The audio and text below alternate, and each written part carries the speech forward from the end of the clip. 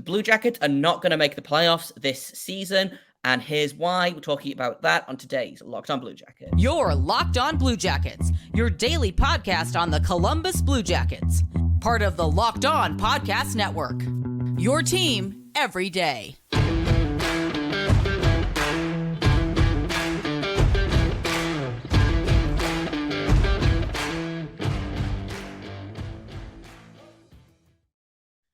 Hello and welcome to Locked On Blue Jackets, part of the Locked On Podcast Network, your team every day. I'm your host, Jay Foster. With me is my co-host, Hayden Housen. We want to thank you guys for making this your first listen of the day every single day. Locked On Blue Jackets is free and available on all podcast platforms. We're over on YouTube. We're on Sirius XM. And before we get started, I want to thank you guys once again. I've already thanked you, but I'm going to thank you again. I'm also going to let you know that today's episode is brought to you by Birddogs.com. Go to birddogs.com/LockedOnNHL or enter promo code LockedOnNHL for a free water bottle with any order. You won't want to take your Bird Dogs off, we promise you. So, yesterday, we did an episode giving you guys 3 reasons plus an honorable mention of why the Blue Jackets are going to be a playoff team this season. So I thought, let's flip the script. Let's look at 3 reasons the Blue Jackets won't be a playoff team this season. And I thought we would start off with one that might be a little bit controversial to some people. This is a very young team. And this is not to say that young teams can't be good, but usually a young team sometimes has a really good regular season and can't get it done in the playoffs. We've seen it a lot. They need a little bit more seasoning. They need a little bit more time to bake. The Blue Jackets, like I said, very, very young team, brand new head coach that's kind of on the older side as well, has been around for a long time, hasn't been in the NHL since 2019. Has he adjusted to this new NHL style of coaching, this new NHL style of play that we have started to kind of see over the past couple of years?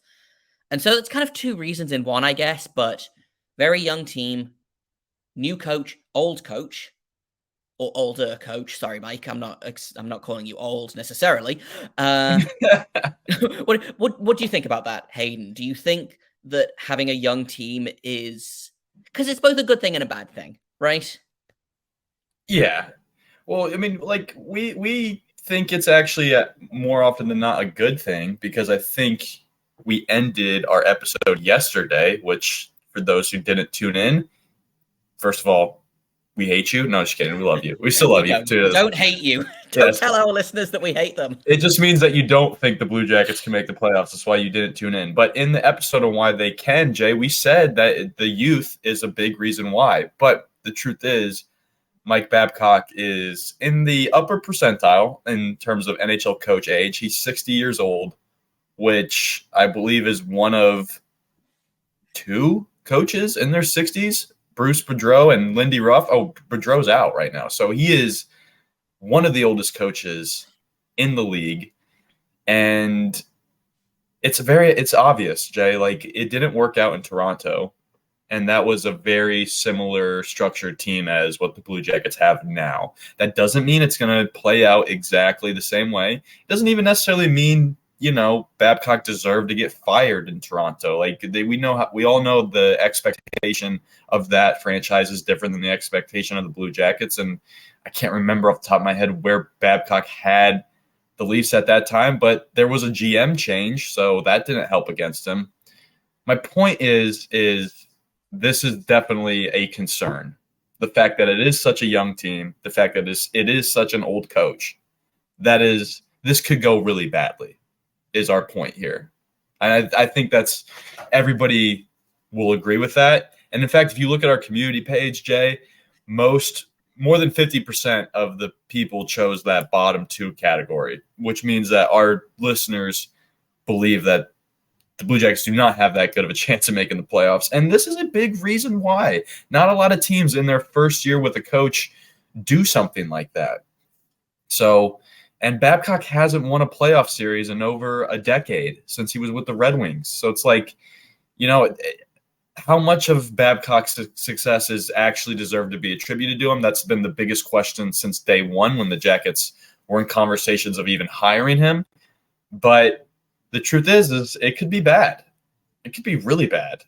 He could be the It same feels like old. it's going to be a boom or bust type thing, you know? Just bringing you back to the point about the Maple Leafs. They, again, had kind of a similar trajectory.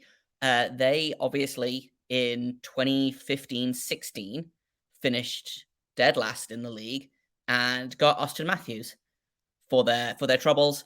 Picked up Mike Babcock as the head coach. I believe that offseason, but I could be wrong. And then in 2016, they were the fourth best team in the Atlantic. They had a record of 40, 27, and 15. They had 95 points, and they made the playoffs for the first time in a while. So I don't think that a similar thing is going to happen. But again, I can kind of see parallels in the same way that yesterday we talked about parallels between the Blue Jackets and the New Jersey Devils. You can kind of see parallels of the Blue Jackets and the 2016-17 Toronto Maple Leafs, obviously bringing in that elite number one center, Austin Matthews, Adam Fantilli. They're different players. This is not me saying that Adam Fantilli is going to be as good as Austin Matthews. Please do not send me comments about that. But you have Austin Matthews coming into the league. Mitch Marner joins him. William Nylander joins them. I believe that's the season that John Tavares joins as well. But again, I could be wrong on that.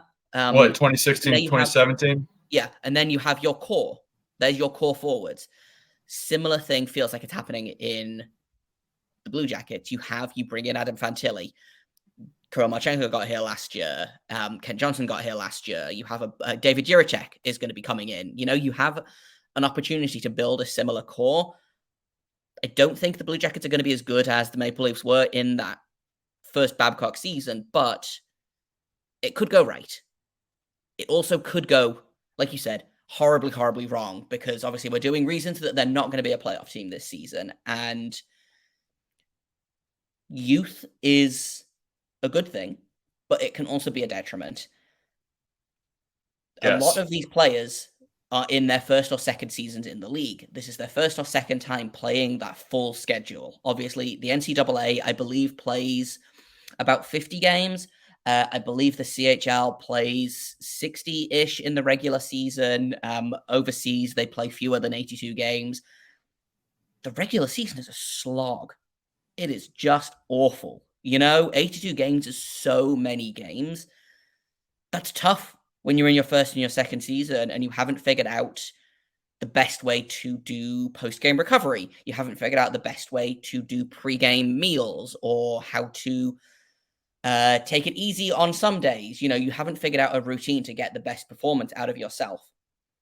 And so I wouldn't be surprised to see this team come out of the gate red hot. And then that kind of weird post-Christmas pre-All-Star break, like January and the very beginning of February, I wouldn't be surprised to see the Blue Jackets start to fall off as guys get tired, as they pick up little niggles, as they just kind of not burn out, but I wouldn't be surprised to see the Blue Jackets have a really good record for the first 41 games and then a not so good record for the second 41 games of the season. So just to give you a scope of what this season looks like at that point, because that's actually a tremendous point that you made that I wish the two of us were arguing with the two of us from yesterday's episode, because we just talked about all the reasons why youth is good. Now we're here talking about all the reasons why youth is bad. So people are just confused, but it's true. Like these guys, Ken Johnson played what, like 40 or 50 games last year? Marchenko only played like 40 or 50 games. These guys have played like half seasons. You need these players to play full seasons. They haven't even played a full season in the NHL yet. Are they going to be able to put up consistent numbers? That's a really hard thing to do. You can't expect these young players to do that. They can do it. I don't think there's any reason why they can't, but it's also like, don't be surprised if they don't. Talking about that early part of January, by the way, Blue Jackets, New Year's Eve, play Buffalo on the road, and then January 2nd, Boston at home. But the end of that January month, Jay, is Edmonton, Calgary, Vancouver, Seattle, St. Louis, 5 road games. And then the All-Star break hits. So I don't know if that's a good thing or a bad thing, like that they get that tough stretch out and then they get a break after it and then they get to reset for February, March, and then half of April. Like, I don't know. That might actually help them. But yeah, no, that's the January is going to be tough. If they can kind of grit through that January, make it through that. What did you say? Edmonton, Calgary, Vancouver, it's the Seattle. West That's Coast probably swing. 3 playoff teams right there, plus Vancouver. Here, St. I'll Louis read it could for go either you. way. That's a tough stretch to take on the road. We'll see. It could be an interesting one. But yeah, that's kind of reason one is youth is a good thing, but youth can also sometimes be a bad thing. Kent Johnson played 79 games this season, by the way, so he has almost played a full season. Oh, okay. There you go. I I would was be wrong. surprised if he is fully in, knows exactly how to do the off season, knows how to do preseason, things like that. He's still kind of ironing out the kinks. Kirill played, I believe, just under 60 games, so not quite a full season, but again, more than I thought. So another notch in Kent Johnson's belt too, by the way. I should give him credit. The year before last year, so in between the end of his senior year with Michigan, where he sprinkled in a couple of Blue Jackets games. Remember that with Blankenberg? Oh, yes. And then that first offseason, this man played World Juniors. This man played in Traverse City. This man played on a roller hockey team with Connor Bedard. That is a fair point to Ken Johnson. And actually, and then he played 79 that NHL games. He played, correct me if I'm wrong, he played a full NCAA season. He played the World Juniors first attempt that got shut down by COVID. Mm-hmm. He played the Olympics that season. He played in World Championships. He played the second World Juniors. Played 8 Blue Jackets games, I believe, 8 or 9 Blue Jackets games. And then, like you say, went to Traverse City, did preseason, and then did basically a full regular season. So, maybe we're not giving Kent Johnson enough credit here, but I kind of stand by my original point of 82 games is a whole lot of games when you're not used to it. And that takes time to kind of get used to the grind and kind of to follow on from that. The teams of the Blackhawks of 2013 to 2015-ish, every single season, I feel like they had that bit in kind of January where they just fell off a cliff. And all of the fans are like, the sky is falling, the team is terrible now, what's going on? And then you realize that they just know that they can take a lull there because they know how to turn it on at the end of the season. They've got that experience. They've got that knowledge from, the previous Stanley Cups that they won. Young teams don't have that yet. They don't know when it's safe to kind of take a couple of games off, so to speak, which is not what they do, but you don't go full pelt for all 82 games. If you're an experienced team, if you know you can make the playoffs and turn it on, you can take a couple of games off. Young teams haven't figured that out yet. So again, this is why I'm saying I wouldn't be surprised to see them come straight out of the gate and firing on all cylinders, and everyone is amazing. And then everyone gets tired in January, and the Blue Jackets not necessarily fall off a cliff, but I do think that there will be a significant dip in play. So that's our first kind of reason. In a minute, we're going to talk about our second reason, which is kind of the biggest one for me, I think. And we've spent a lot of time talking about it over the past couple of weeks. We're going to talk about goaltending in a minute. And that's coming up right after this on Locked On Blue Jackets. First, though, I got to tell you about Birddogs. I love my Birddogs. Hayden loves his Birddogs. I'm wearing mine right now. I just got back from the rink, and these are the most comfortable shorts I wear. They are suitable for going to the rink in. They are suitable for lying around the house. You can go to the golf club. You can go to the golf club. You can go to the golf course with them. You can even turn up to things like meetings. You can go hang out in the park with your friends. They are the ultimate all-weather, all-situation comfy short. They're made of this cool cloud knit stretchy fabric that looks exactly like khaki, but is stretchy and comfortable and breathes really well. So even if it was 85 degrees here today in September and I had my Birddogs on because I feel cool, I look great, I feel great, they fit fantastically even for some people like me who kind of weirdly proportioned in certain areas. And I can't get over how much I love my Birddogs, guys. So go to birddogs.com. Pick out some shorts, pick out some sweatpants, pick out some khakis. I think they have swimming trunks now, which is really cool. Do that and then enter promo code Locked On NHL, and they're going to give you a free water bottle with any purchase. And if anyone knows me, they should know I love to have as many reusable water bottles as I can get my grubby little paws on. So I am going to be doing this. I am going to be picking up my free Birddogs water bottle, adding it to my collection. You should do the same thing. Go to birddogs.com/LockedOnNHL or enter promo code LockedOnNHL, and you're going to get a free water bottle with any purchase. You're not going to take your Birddogs off. We promise. We're back with Locked On Blue Jackets. I'm Jay Foster. That's Hayden Householm. Today we're talking about 3 reasons the Blue Jackets aren't going to be a playoff team this season. We've talked a little bit about how young the team is. We've talked a little bit about how old the coach is. Again, sorry, Mike. Now we're going to talk about goaltending, because I got a message on Twitter earlier today calling me out for my hot take in Monday's episode, I believe, where I said that Elvis's stats this season were not good. That's a direct quote. I don't think that's, only the hottest takes here on Locked On Blue Jackets, but it's true. Elvis wasn't good last season. They need him to be good this season. They don't need him to be amazing. It's not the Islanders where they need Sorokin to have a Vezina candidate season. It's not like the Predators where they need Juicy Saros to have a Vezina candidate season. We've been saying it all summer long. If the Blue Jackets can get league average goaltending out of Elvis, they're probably fine. Can the Blue Jackets get league average goaltending out of a guy like Elvis, whose save percentage has been getting worse and worse and worse every single season he's been in the league?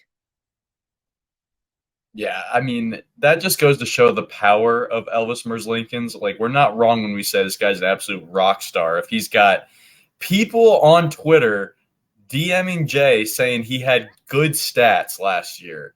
Guys, do you know what stats are? Do you know what good? Do you know what the word good means? No, it wasn't any of those things. It wasn't good. His stats were bad. He was bottom 5 in the NHL in a league where over 100 goalies played last year. So he was really bad. And he's probably in like the top 10 percentile in terms of paid goalies. We don't even have to look that up. He's second or third highest paid goalie. I'm going to look that up real quick. Yeah, he's paid too much for how bad he played. And it's been a couple seasons now like that, where he's dipped in play, and we haven't really seen Elvis, like the true rock star on the ice, Elvis, since year 1. We've seen flashes of him. We see flashes, but any goalie is going to have good flashes, right? Like, goalies can't totally suck. I mean, he needs to play better. He needs to play better. He cannot have games where he's giving up 5-6 goals again. The Blue Jackets cannot chase games like that. And the Blue Jackets also can't pin it all on Daniil Tarasov this year. I don't think Daniil's ready for something like that. So you have to get good play out of Elvis. Otherwise, you're in bad water, because the Blue Jackets are getting Aaron Dell right now as an absolute Hail Mary for if Elvis doesn't work out. But the truth is like there's a good chance that Elvis doesn't. I guess there's a scary chance. I'm not going to say there's a good chance. I think Elvis will improve. That's my personal opinion. I think in this episode specifically, though, I have to face the reality that Elvis could come out and be the same that he's been the last 2 seasons. And if that's the case, it is going to be another really bad year. And we better be hoping that Daniil Tarasov is playing like other Russian goalies have played it before him, which is just fantastic. That's the thing, isn't it? Is that, and we've talked about this again at length, the Blue Jackets don't have that Jonas Korpisalo shaped safety net anymore. They have essentially a rookie who's in, I believe, his 3rd North American season. He spent most of his first one injured, only played, I think, 3 or 4 NHL games. Last season, he played more, but again, got injured. It's a real shaky position. The Blue Jackets do not have a lot of depth, I looked it up. He is currently the 11th highest paid goaltender, which surprised me. Basically, I am surprised at how much some of these goalies are getting paid. For example, John Gibson is making over $6.4 million. Matt Murray is making 6.25. Jordan Binnington is making $6 million. Like, there are a lot of overpaid goalies in this league. So I feel less bad about how overpaid Elvis is right now, quote unquote overpaid. It's the first year of this new contract. He's 29, so there is still a little bit of time for him to figure it out, but this is Elvis's season to decide whether there's a future in Columbus and maybe even a future in the NHL for him. Because once you get on the wrong side of 30, that save percentage is going to get harder and harder to maintain. So I guess the question becomes, Elvis is not going to be... It's almost statistically impossible for Elvis to continue to be the worst goalie in the league this season. But is he going to improve enough to get to that, to what we've kind of said of that league average 904 save percentage? Yeah, a couple things here. I just want to say, I want to make it clear that I don't like to shame players for making money. That's not what I'm doing. I'm not saying you over, like, I'm never going to go to a game, be like, you over, we paid too much, you're overpaid, like, you suck, like, boo. Like, I'm not saying that. Like, it's fine. I'm not mad about how much money he's making, but that's where the money goes is where the responsibility goes. And there's a lot of responsibility on him. And he had a 4.23 goals against average last year. He was 7-18-2 was his record. So, I mean, for a top, third highest paid in the league, like, and, you know, he needs to play better. The other thing is, too, I don't like people DMing us rude things, so stop doing that. But you guys are doing what we told you to do, which was to stand by Elvis, because that's all we can do. So I appreciate we respect the pro. I do respect that. I respect the pro Elvis stance, but yeah, and you know what? Shout out to, again, one of our wonderful everydayers, Morgan, who's billeting for a local kid this season, and he's a big Elvis fan. So shout out to that kid specifically, despite being a Nashville Predators fan. He's also a big pro Elvis guy, so shout out to him. But yeah, that to me is the big question mark on the season. Is okay. One of my question marks is, can Mike Babcock adjust? But a bigger question mark is, can they get enough out of Elvis? Because if they do, again, it's what I said in the first section. It's boom or bust. But it feels even bigger of a boom and even bigger of a bust.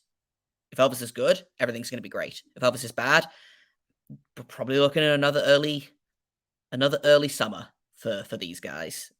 So we're going to go on. We're going to talk about, we've got one more point that we think is probably going to affect this team. And we've also got another honorable mention. So we're going to do both of those in just a second here on Locked On Blue Jackets.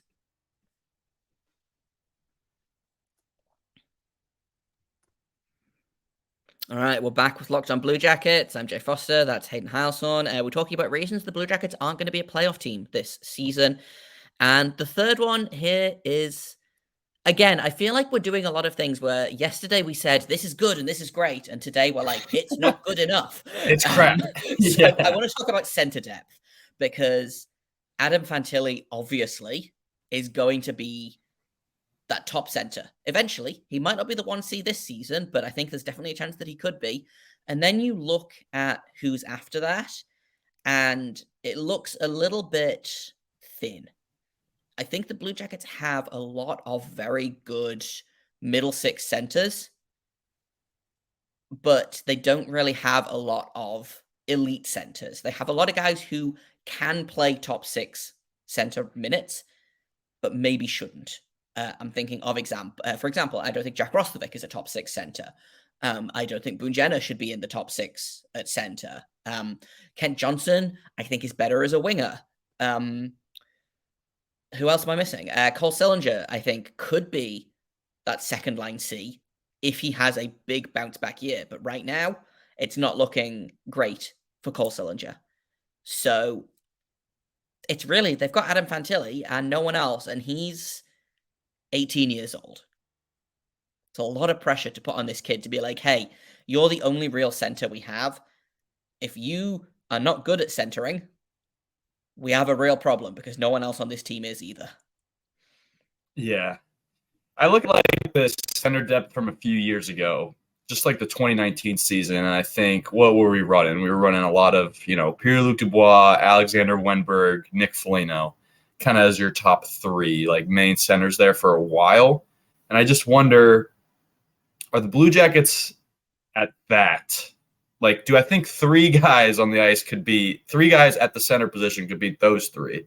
And I think like the first three I'd trot out there would be Fantilli, like right away, Boone Jenner, and then who's that third kind of guy? Because you got two guys I think very good in the NHL, very talented. And then it's like after that, who's next? Because like Boone Jenner can't stay there for long and forever. So it's like, is Jack Roslovic good enough? I think he's better. I think I picked up, I wasn't there for the season review that we did for him, but I think I'm more of a Jack Roslovic fan than you are in the sense like I think he can get a lot done with his passing and his shooting, which is like two big things. I think he's lacking in some other areas, but if he continues to develop and continues to get better and take this offseason seriously, which it seems like he's had a lot of fun playing with Line on this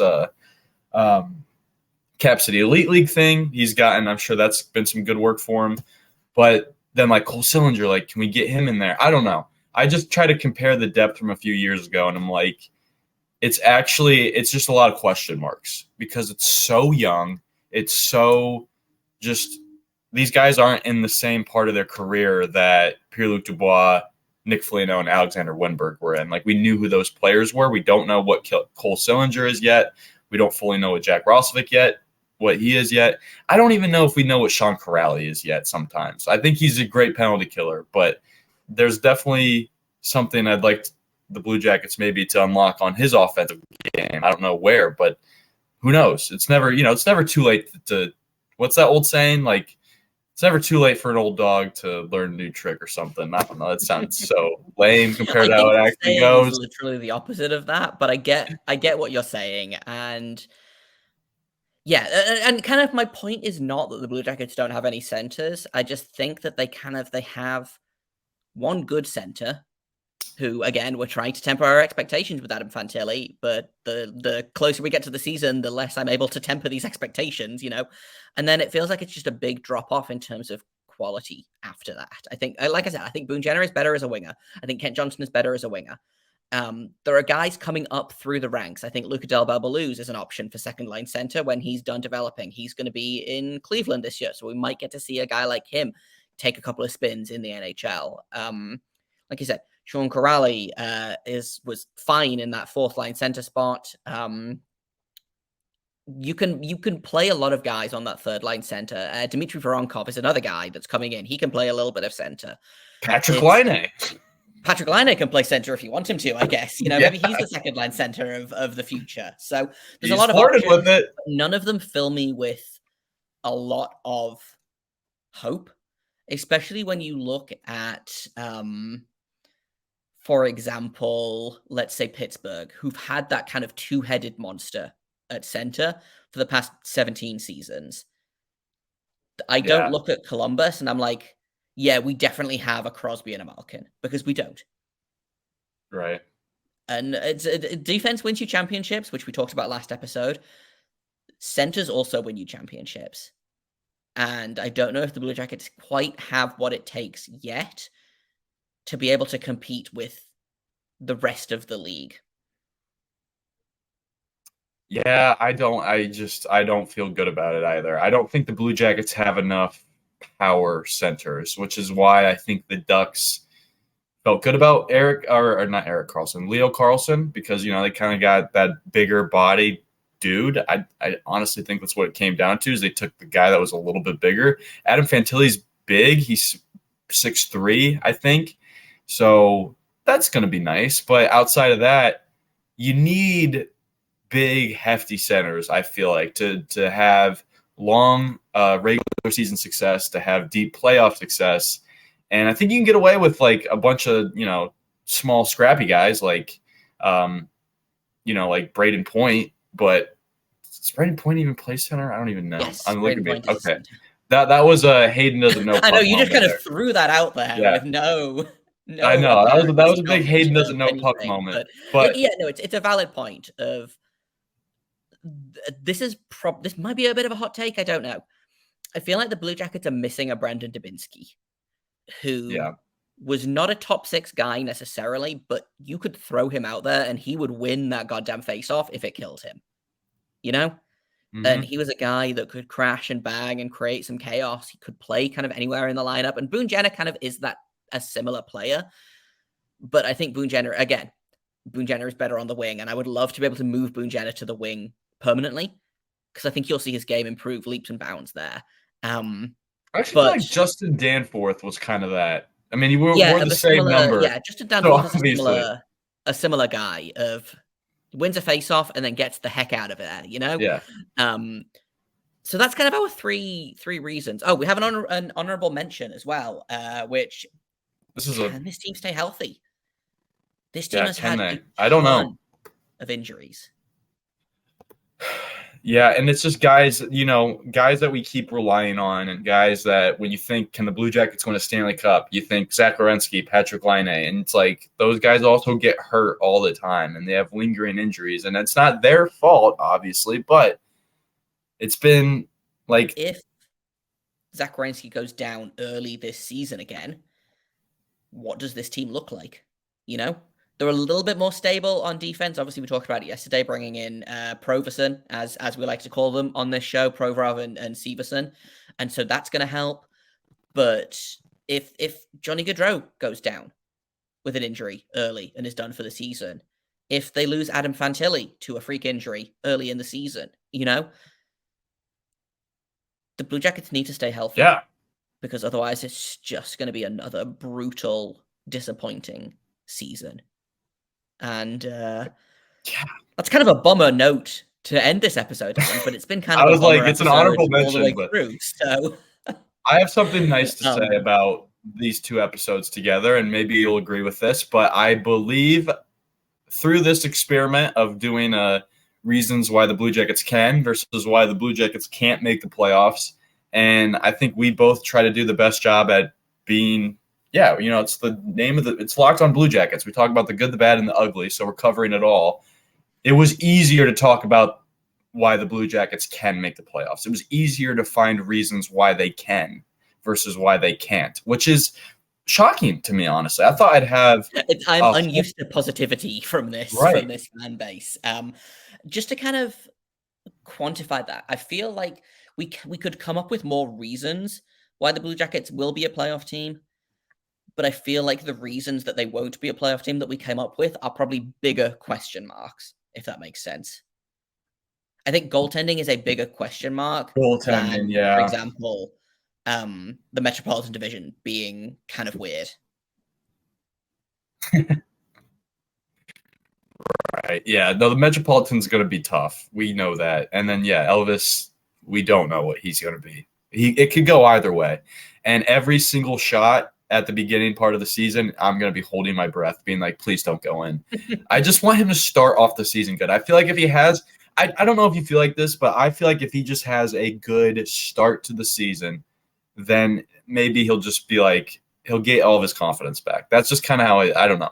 I have that way every time I play golf. Nobody cares about this, but when I am teeing off on the first hole, depending on how that first drive goes, the first swing of the day, that will change my entire mood. If I hit it dead in the trees, I just want to just go back home, get right back in the car. If I hit it down the fairway, I'm like, I'm good for 36 holes today, baby. Let's go. Let's get the White Claws. Let's get the beers going. And goaltending is such a confidence-based position as well. If he has a good training camp, he has a good preseason, starts the season strong. They're playing Philadelphia for their first game of the season. Philadelphia, it's going to be a fun game. I think there's going to be some chaos, but I don't expect Philadelphia to be a difficult team to deal with this season. If he starts strong, like you said, you build momentum and he's going to start having fun. And when goalies have fun, they play better, So it could, again, goaltending is so hard to predict. It's voodoo and magic, and nobody really understands it. I understand a little bit of it, and that's about it. Just enough to make me dangerous, I always say. But Goaltending is Yes. weird and no one can predict it. If Elvis has a really hot start to the season, he could just keep that rolling. He could fall off a cliff after 4 games. He could just stink the entire season. There's just no way to predict what's going to happen. And so that to me, I think is of the kind of the 6 to 8 things we talked about in the last couple of episodes, I think goaltending is by far the most important of all of the things. Yeah, the first 4 games of the season, by the way, I don't know why, but these last 2 episodes I've just really liked looking at the schedule. It makes me happy looking at the Blue Jackets schedule and knowing, ooh, I might be at Nationwide Arena that night, But October 12th, October 14th, 16th, and 20th, first 4 games of the season, all at Nationwide. Flyers, Rangers, Red Wings, Flames. That could be a 3-1. That feels like 4 winnable games to me. 6 points. Let's get 6 points there. Yeah, 6 points seems, and we'll do as we get kind of closer to the season. We'll do more detailed like predictions and fun stuff like that. But that feels like a very winnable set of games to me. You should be coming out of that above 500 if you are serious about this season. But I think that's kind of all we've got time for because we're running a little bit long here because I had to rant about goaltending, as is tradition. Thank you for listening to Locked on Blue Jackets. Tomorrow we are going to be doing another Metropolitan matchup. We're going to be talking about the New Jersey Devils and hopefully not being too scared of them as we come into the season because they did scare me a little bit every time we had to play them last season. I've been Jay Foster. You can find me on Twitter at _Jacob Foster, JAKOBFORSTER. You can find Hayden over at HaydenH971. You can find the show at LO_Blue Jackets. If you have comments, questions, criticisms, you can email us at lockedonbluejackets@gmail.com. Thank you once again for making us your first listen. Please continue to make us your first listen every single day. We are available on every podcasting app. We're on YouTube. We're on SiriusXM. It's all free. You don't have to get behind a paywall for a Locked On product. That's our promise to you. And until tomorrow, make sure you stay locked on.